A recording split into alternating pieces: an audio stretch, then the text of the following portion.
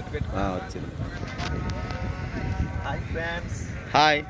అలాగా గోపురం కూడా ఇప్పుడు మీరు చూస్తుంది పుణ్యక్షేత్రమైన హంపి.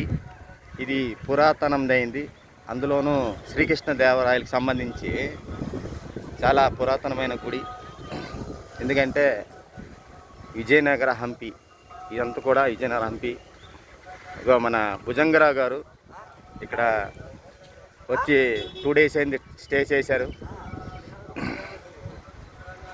ఇక్కడ క్షేత్రం గురించి, తర్వాత గోపురం గురించి కూడా ఇతను చూపిస్తున్నారు. చూడండి, గుడి గోపురం కూడా చూపిస్తున్నారు. గుడి గోపురం చూపిస్తున్నారు చూడండి. అది శ్రీకృష్ణదేవరాయకు సంబంధించి. తర్వాత ఇక్కడ హనుమంతుడు ఉన్నాడు అనడానికి నిదర్శనము. ఇక చూడండి, చాలా కోతులు. నెక్స్ట్ హనుమంతులు కూడా చాలా ఒకటి ఉన్నాయి. ఇక్కడ ఎక్కడెక్కడ చూసినా సరే మొత్తం రాళ్ళు రప్పలు అంటే మొత్తం కూడా కొండలతో నిండుకుని ఉంటుంది. ప్రతిదీ కూడా అణువు కూడా ఇందులో శ్రీకృష్ణదేవరాయలకు సంబంధించి అన్నీ కూడా. ఇక్కడ చెట్లు చూడండి, చెట్ల మీద కూడా ప్రతి దగ్గర కూడా చూడండి. ఇగో చూడండి సరే, ప్రతిది కూడా మీకు నిజ స్వరూపంగా నిదర్శనంగా ఉంటుంది. చూడండి, గుడి గోపురం చూశారు కదా. ఆ గుడి గోపురం చేస్తే చాలు శ్రీకృష్ణదేవరాయలు గుర్తుకు వస్తారు. విరూపాక్ష దేవాలయం. ఇది మన శివాలయం సంబంధించి స్వామివారు విరూపాక్ష స్వామివారు దేవస్థానం. చూడండి గోపురం ఎంత పెద్దదో. ఆ గోపురానికి దర్శించుకున్న, ఆ విరూపాక్ష దర్శించుకున్న మనకి సకల దోషాలు సర్వదోషాలు తొలగిపోతాయి.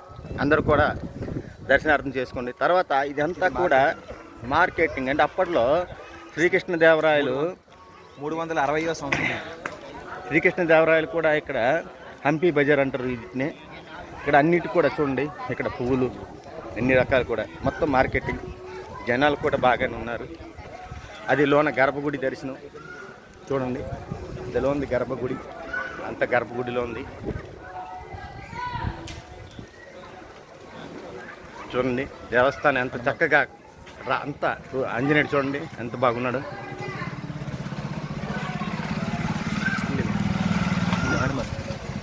చూడండి హనుమంతుడు. ఇక్కడ మనకి కొండ ఒకటి ఉంది, హనుమంతుడు అంజనాద్రి అని ఉంది. అందరూ కూడా దర్శనార్థం వెళ్తుంటారు. చూడండి జనాలు తర్వాతను ఇదిగో ఇక్కడ మనకి సరస్సు ఒకటి ఉంది. అది రెండో గోపురం. తర్వాత నెక్స్ట్ ఇక్కడ శివుడు ఆంజనేయుడు కూడా ఉన్నాడు. అలా చూస్తానండి సరస్సును. అలాగే మన భుజంగర్ గారు మీ యొక్క లైకుల గురించి ఇలాగా అంటే ఒక వీడియోని తీస్తున్నారు. ప్రతి ఒక్కరు కూడా చూడండి ఆంజనేయుడు.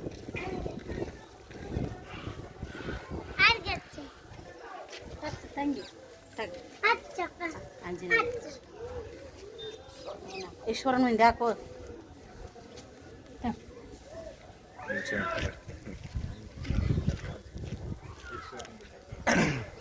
సర్పదోషం అట్ట వెళ్తే బాగుంటుందిరా, అక్కడ వరకు వెళ్తుంటారా. తర్వాతను సర్పదోషం గురించి ఎవరైనా దోష నివారణ అందుకోవడం, రాహుగ్రహ కేతుగ్రహ సుబ్రహ్మణ్య స్వామి యొక్క కుజదోష మొత్తం చూడండి. కుజదోష నివారణార్థం చూడండి. ఇలాగా సర్పాలు చూడండి, అన్నీ రాతి పలకాలే. ప్రతి రాతి పలకాలు చూడండి ఎంత చక్కగా అమర్చారో. ఇంకా అలా చూస్తుంటే ఇంకా చాలా ఉన్నాయి. ఇది ఒక గుడి గోపురం. ఇది కూడా సర్పదోష నివారణార్థం కట్టిన గుడి. ఇందులో కొలువైనటువంటి సుబ్రహ్మణ్య స్వామి గారు ఉన్నారు. చూడండి ఎంత నీట్గా మొత్తం రాయి కట్టే, ఎక్కడ కూడా సిమెంట్ కానీ ఏం వాడలేదు. చూసారా చూడండి ఎంత నీట్గా, అప్పట్లో ఎంత నీట్గా పేర్చారు చూడండి. ప్రతిదీ కూడా చూడండి అంత నీట్గా, అంత రాయ. 300 సంవత్సరం నాటిది ఇది. చూడండి ఈ సరస్సు చూసారా. ఈ సరస్సు అప్పట్లో ఇందులో దేవతలకి స్నానం గట్రా చేయించేవారు. ఇది 2024. ఈ కొలను కట్టింది 300వ సంవత్సరం.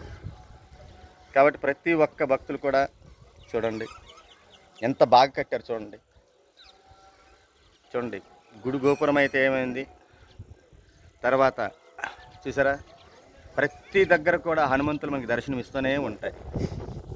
ప్రశాంతమైన వాతావరణం హంపి క్షేత్రం అంటే ప్రశాంతమైనది. ఇక్కడికి అదర్ కంట్రీ నుంచి వచ్చిన వారు కూడా చాలామంది ఉన్నారు. చూడండి మన భుజంగరావు గారు ప్రతిదీ కూడా మీకు ఎవరిని ఇస్తున్నారు. ఇదంతా కూడా చూడండి ఆ గోపురం, నెక్స్ట్ ఈ గోపురాలు, నెక్స్ట్ అన్నీ కూడా కాలభైరవుడు, అలాగే మొత్తం అన్ని క్షేత్రాల తర్వాత ఇక్కడ అన్నిటి కూడా సదుపాయమైనది. ఎంతమంది భక్తులు వచ్చినా సరే ప్రశాంతంగా 10 రోజుల పాటు ఉండవలసిన క్షేత్రం హంపి క్షేత్రం. హంపి క్షేత్రం కాబట్టి ప్రతి ఒక్క భక్తులు కూడా. అలాగే మన సుబ్రహ్మణ్య స్వామి గుడికి అలాగే వెళ్దాం. చూడండి చూడండి మండపాలు చూసారా, ప్రతిది కూడా చూడండి. చూడండి చూడండి ప్రతి స్తూపం మీద కూడా అన్ని రకాలైన చూడండి ప్రతి చూడండి శివలింగం చూడండి అసలైంది. ఈ దర్శనంతోనే ప్రతి ఒక్కల దోషం నివారణ అయిపోతుందండి. సుబ్రహ్మణ్యేశ్వర స్వామి దేవస్థానం ఇంకా గుడి తెరవలేదు. తెరిచుంటే మీకు ఆ దర్శనం భాగ్యమయ్యను.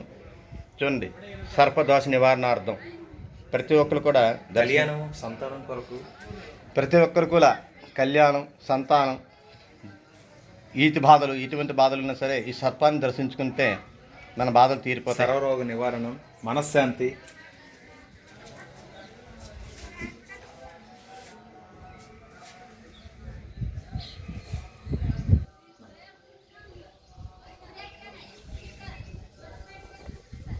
నంది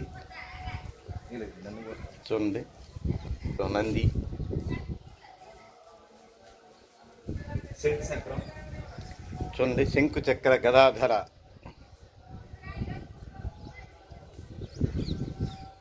ప్రతి పలక ముందు కూడా చూడండి సాక్షాత్ పరమేశ్వరుడు శివలింగం.